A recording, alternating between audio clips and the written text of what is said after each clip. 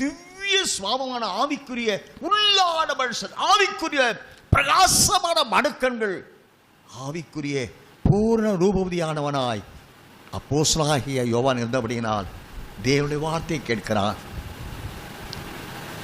தூதனுடைய வார்த்தை கேட்கிறான். தூதனோடு உடன் சென்று இங்கே வா, தெய்வமை எப்படி ஆட்டுக்குரிய மனைவியை மனவாட்டோடு காண்பிக்கிறேன்.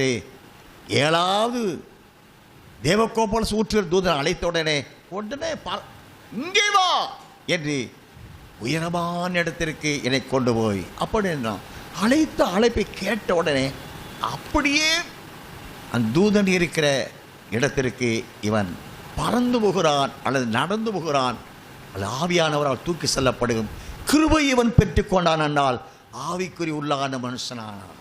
The greatest privileges which Apostle John received, he could able to see the Lord, he could able to see the Zion, the revelations which he saw from the Lord he could able to write, the revelations which he received, the voice which he received from angel, he could able to write. At once when the Lord commanded him to come and come here, he could able to taken up in spirit and reach there. Such an access was with him only because he was filled with the Spirit. He was fully strong in the inner man, strengthened with the Spirit of God. தேவனுடைய ஊழியத்தை செய்ய பழையற்பாட்டு காலத்திலே 40 தீர்க்கதரிசிகள் ஊழியம் செய்தார்கள். புதிய ஏற்பாட்டிலே தேவனுடைய ராஜ்யத்தின் ஊழியத்தை செய்ய 41 அப்போஸ்தலர்கள் ஊழியம் செய்தார்கள். இவர் எல்லாரும் ஆவிக்குள்ளானவர்களாய் தேவனுக்கு பயந்தவர்களாகத்தான் தேவனுடைய ஊழியத்தை செய்தார்கள். In the book of Old Testament, 40 prophets, 40 men of God have been fulfilled their ministry.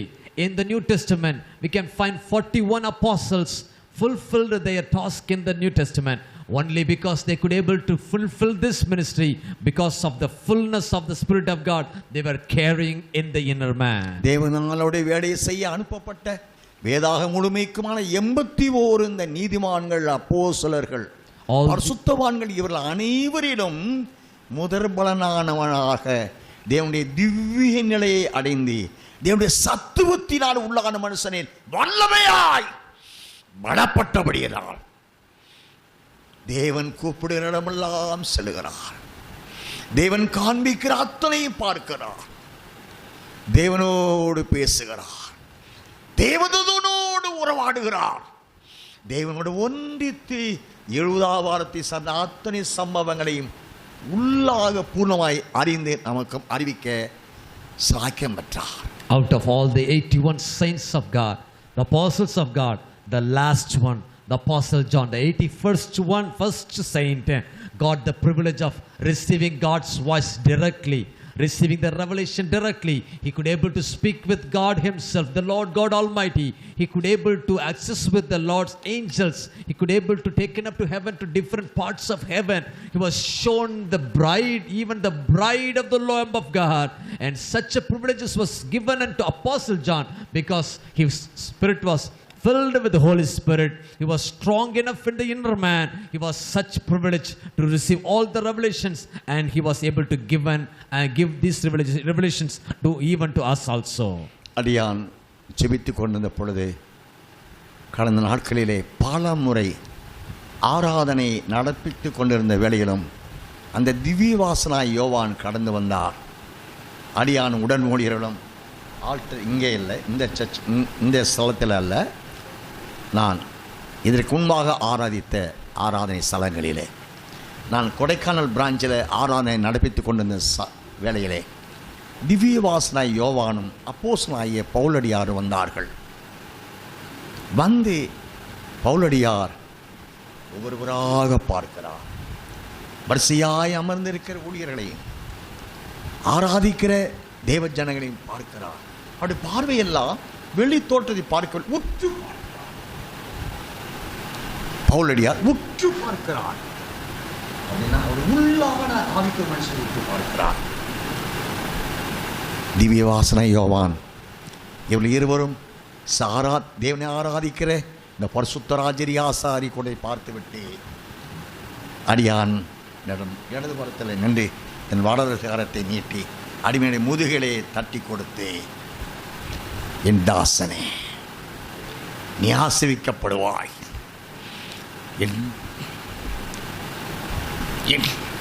என் தாசனே, நீ ஆசீர்வதிக்கப்படுவாய். மகிமையின் மறுரூபத்தை ஒழித்து செய். நான் அனுப்பின ஒழித்து செய்.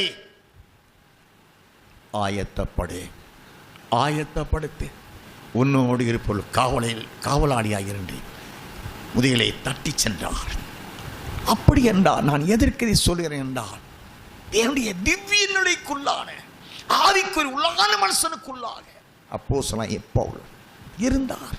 ஆனால் அவருக்கு அந்த 70வது வாரத்தை சார்ந்த சத்தியங்கள் ஆங்காங்கே அவர் எழுதுகிறாரே தவிர, ஆவியானவர் அவரை கொண்டு ஆங்காங்கே பயன்படுத்தி வெளிப்படுத்துகிறார் தவிர, 70வது வாரத்தின் ஆரம்பம் முடிவு மட்டுமான சம்பவங்களை திவ்யவாசன யோவானுக்கு வெளிப்படுத்தப்பட்டது. Once I got a great spiritual experience once I was conducting a service at another branch church. As the service was carrying out, I was in the spirit. I was taken in the spirit. I could able to see and visualize Apostle John and Apostle Paul over there presenting. They were watching all the people, saints of God. They went person after person. Apostle Paul was watching every person. He was closely watching every individual. He was looking how the inner man of every individual was. They were carrying. And after the service was going on, I was standing in the left side.